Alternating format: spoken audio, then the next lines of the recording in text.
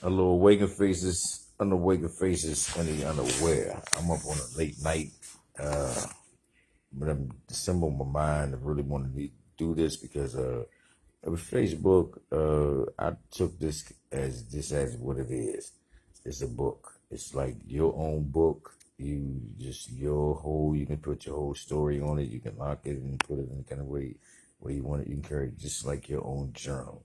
So before I got to Facebook, I started doing a lot of things like walking this walk called the Passat. It's this Passat. This is written in the Bible. It's mentioned. It's like a 40-day and 40-night walk. You should begin this walk, and the thing about it is about purification. It's people don't get that Bible or these books. They're very powerful if you really read them and don't just skim through them. Read the book, and I actually read the book, and what I did understand is that it is instructions to the spirit, speaking to the spirit more than anything else. What people don't get when you read that book, you gotta be pure minded, clear minded, pure hearted, and everything. You gotta let everything go because when you read that book, you're gonna be feeding your spirit. Yes, your spirit is alive, and when you feed it, it grows. The more you read and feed your spirit, it's gonna grow and grow and grow from what you feed it. Now, this is the thing about it. You gotta go into that Bible from the beginning. I mean, truly, can't go in the middle of it. You gotta start at the beginning. There's no, it's like, man, this is gonna take a long time to read it, catching up and all this. Read the book. Just read it like it's a book. Don't try to read like the scripture here, this scripture there. Mark the book as you read. Things that's important to you that you see that lights up that spirit inside of you. Read it, and then don't try to read all at one time. Meditate. That's one time. What it is like thinking about when you read it, you're gonna fill yourself with a whole lot of stuff. But take your time to think about all that you read, in detail. Detail it all out to where as though you really understand it before you start speaking it out your mouth. Because if not, it will sound like a baby babbling, talking, but nobody will understand you but you, So it's like try to learn how to articulate what you putting in. Just you're gonna spit out your mouth because people won't really go. There's something wrong with you, and there would be nothing wrong with you at all. It's just not you knowing how to put it in the words for them to really understand it. And it take you as being crazy, and this is you're not. Just understand that you'll go through those things because your spirit is growing of what you're feeding. Now to understand this, like it says, Bible, Bible, basic instructions before leaving Earth. Now, this is the whole key thing that I had to realize. Like, this book is not talking about the people, just, speaking to people. This actually talking to you. It's really telling you. It's like in the Quran, some of my brothers and Muslim brothers, they say when Muhammad was in the cave and God told him to read and told him read. All right, now me, I'm like this. When you read literature, it gets into you. All right, now when he was in the cave, I don't know what he was reading, but when he came out, what I'm trying to say is that when you read something, it stays in you, and it comes out of you once you process it, and it flow up out of you. It's like it's shocking and everything when you can process the things that's in that book, and it comes out of you. It's like, oh my goodness, these words really come out of me. Yeah, they do because you putting them in you.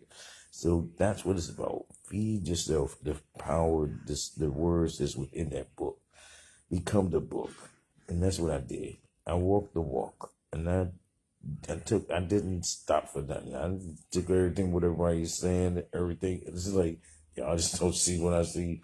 Y'all, I'm not getting what I'm getting. I understand it is. You just got to do it. You really just have to walk the walk.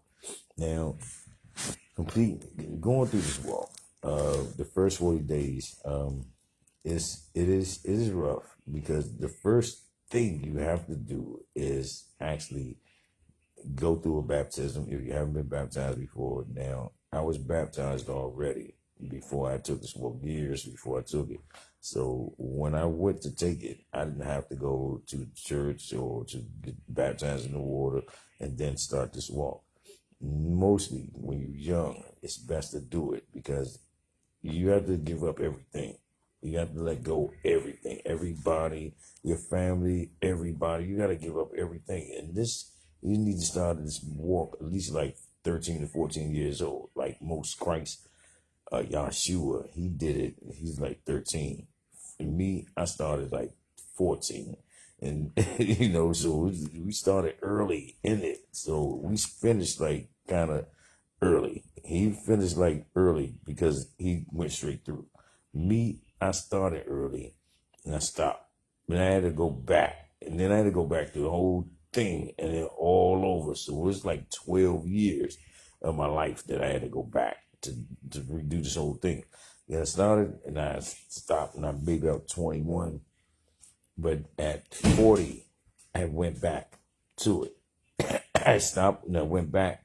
But when I went back, it was kind of rough because it was like I had more things.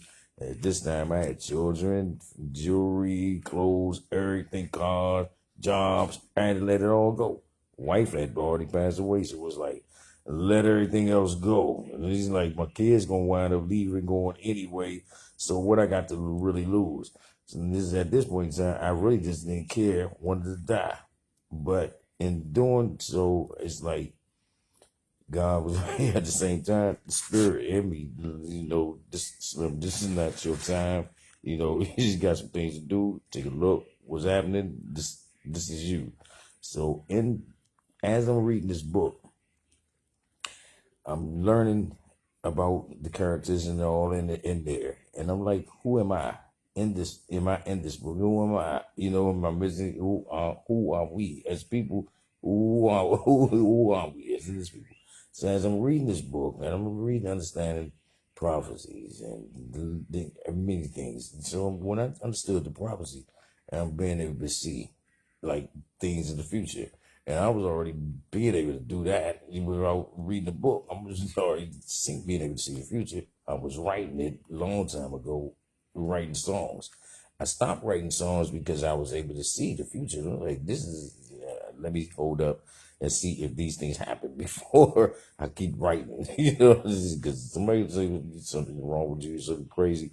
I'm not going to even talk about it because this is not, I'm going to let these things happen, see them play them out, let it play out.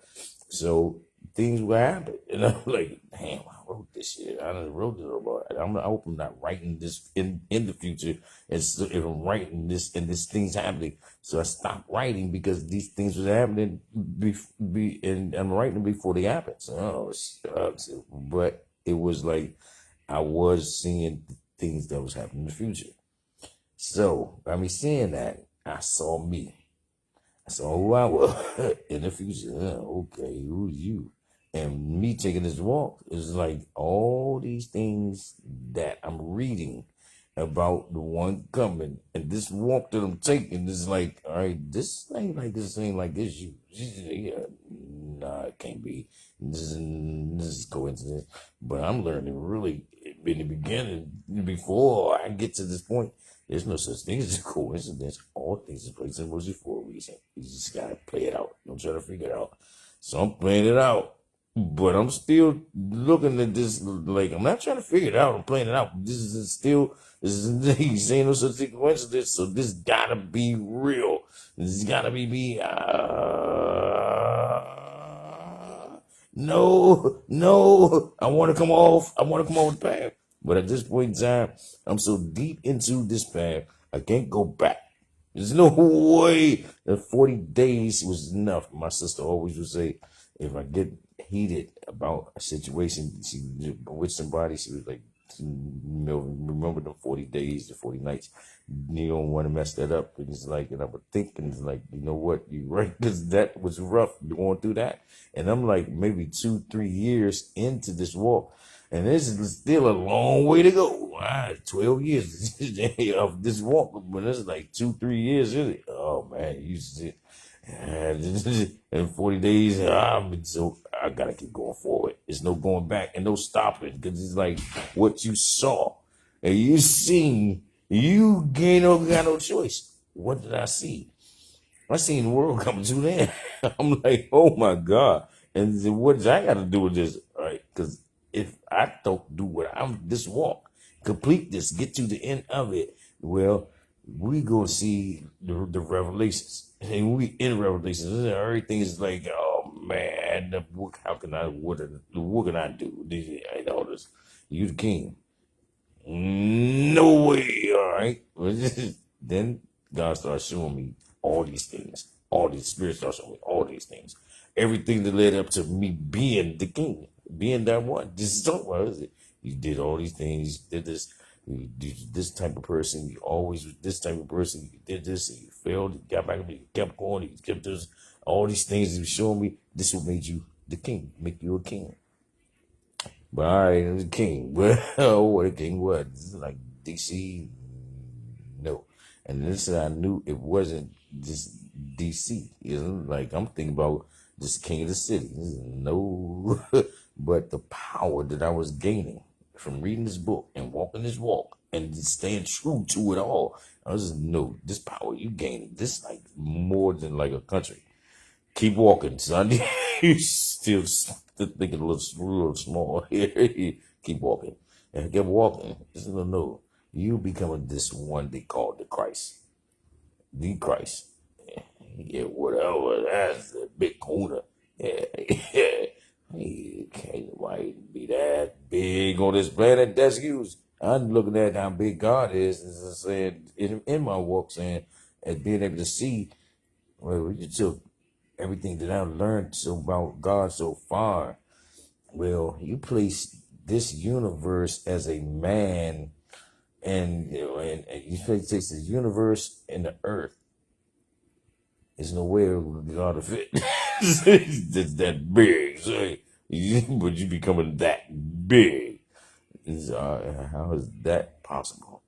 But all the knowledge, the wisdom, all of that huge that I saw is inside of me. I was walking the walk to learn again all the knowledge and wisdom of that big God that I saw. Is that I said couldn't fit on the planet was fitting inside of this little teeny old 5'5" vessel of mine in this tiny little thing called a spirit that nobody can see at all. The people don't even believe that it exists. Scientists and all, they don't exist. Oh yes, it really does. Scientists, you just have to have a third eye to see this daggone thing.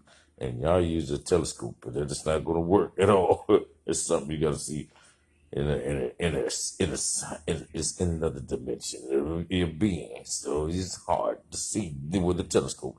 It's a spiritual thing. You're not spiritual. You're gonna miss all of it all. It's not gonna make sense to you. It seems crazy, and it's same to you because it's talking to somebody about it. I get where people come from in spiritual people and religious people because I've been on both sides and I've never been a person that's questioned a spiritual person. I just listen. But when I became more spiritual than personal religion, understand religion, I was like, oh God, man, oh man. And see now, it's rough trying to talk to people about the spiritual and everything because it's a whole different world, a whole different dimension. It's totally different than being in the flesh. There's no comparison to it at all. It's more powerful and dominant in the spirit, but you can be so dominant and powerful in the spirit that you could just make a person in the flesh look like so weak. I mean, he's just like a normal person. And he's the standard that you look at, you're so mighty. This is where being humble comes in at. So he learned so much in this walk. To carry that kind of power, I had to learn this. And this is what really a lot of people didn't understand, or really a lot of people don't get with Father Abraham and the sacrifices there when it came down to him going to the mountaintop and killing his own son, sacrificing his own son to God. Now, it wasn't about him actually committing the act, but it was that him actually really having in him to carry that act out. He actually felt, God wasn't looking for him to kill, because one thing God wouldn't expect for you to kill. Even Abraham, a lot of people like, I would, that's messed up that God would do that. All is a test. Because see, the scripture, God tells us, don't kill. What you gonna tell me to sacrifice my child? So what did you ask of me, Lord? You send me to do this. In your heart, would you do this for me? And Lord, yeah, I would. But it's my child. You asked me to sacrifice it. Because you would do this for me, sir. You up here on this mountain, you really ready to do this. You are true.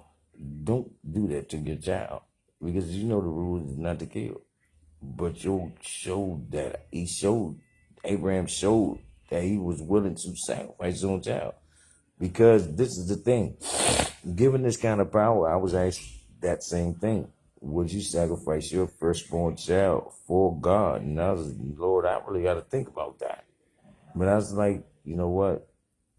If to save the world of people, sacrifice my own firstborn child, I guess I will probably have to, but my sacrifice would be, if you hurt my child, I'm going to come after you. And you're going to pay. You're going to feel pain. I'm not going to kill you, because that's the command, not to kill you. But I'm going to beat you so bad. And I'm going to do one thing God said, to show you mercy. I will do just that. But that's the mercy going to give you. It's the mercy that when you stop begging for me to take your life, then I will kill you, because I'm given permission by you. And that's the only way I would do it. But yes, Lord, I will sacrifice my child. May God search your heart and find as you true. And this thing about it is like, because you make that kind of sacrifice, you know that you were doing anything in the world to save the world. And you were doing anything in the world to save your child. So you do both. So God spared him and let him live and gave him everything in the world because of that much. For his child and for the world. So Abraham made a great sacrifice. And there would be questions about what God tests and man stand in the love for God and the child. It runs deeper than you can ever imagine. When you face to face with that pressure, it's different. When you face with it. And I was faced with it. So I was given the reward to be able to have the same thing as Abraham, multitude of children all around, scattered around the world. But see, this is the thing about with me having that much, it's like, I'm not going to have a whole bunch of children scattered around. And my multiple, that much comes to me as having the children of God under me, as, a guardian of them, protecting them as my children. That's what my multitude comes in. Abraham produces the children, the father. I'm the one that protects them. Why? On the other end. So, as the father, it's the same thing. So, it's like keeping the father in this world to protect the children. For the bad things that they can run into about it, somebody has to be a guardian. That's what God is, a guardian. So, people don't get twisted out of mind, out of text out when it comes down to it, because we all are a guardian. It's just that Passat walk that you take teaches you how to be a stronger, more powerful guardian of your people, your children, yourself, and this world, and this planet, which is why I did what I did. So to say that I'm not who I say I am, I would tell you, a lot of you people love to do this challenge thing and say, all right, it's one challenge I would give you is challenge yourself to take this 40-night walk. But it begins with this, letting go everything that you own, everything that you own, everything you forget, everything that you were taught, everything, let it all go. I mean, forget it all and then stop, take this walk. Ask for God for forgiveness for what you have done. Say goodbye to your loved ones and walk. Don't say see you later. Say goodbye. Because in that walk, you may not never make it to the end. I didn't almost make it. I made it. I say my last year was the worst of the worst. And the last month was the most hellish month that I went through. Oh, man. And I didn't think I was going to make it. I thought I was going to die. But I made it through. And I'm talking to you. I'm telling you about it. I'm letting you know. It's not going to be easy to take that walk. But that walk is to teach you. And then what that book is about is the teaching the instructions about. Teaching the spirit of you. Like the first command says, place no God before that God. It's not talking about no Allah. It's not talking about no Jesus. It's not talking about the hollow. It's talking about the God spirit that's inside of you. That's the God. That's the first command. And the first command is that command. If you can get that and get that in you and get that here, that it's not talking about nothing else. It's talking about you. You, then you on the right path. You begin the right path. And that's the very hardest part because we always taught something different. And I wish you all well if you decide to take this, especially you young men. If you want to become kings, you want to become gods, you want to become guardians of your family, you want to be protectors of your home, your land, your people, and everything else. Take the walk. This is what they took from the Bible, and they don't want you to know. And they don't want you to teach your children these things while they're young. And this is what they need to learn, especially young men and young women at ages of 12 to 13 years old. Start teaching them these things about the walk to becoming guardians, gods of their domain, this planet domain, and this universe domain, and everyone, each other. Take the walk. It is hard. I would never lie to you. I love you all, always, all the time. Y'all keep it righteous and real, true all the way through, like I do, always, all the time with you. Y'all know I do. Remember, don't kill shit. Don't let shit kill you. Bless the blazing, amazing day. And the last words I say is, peace.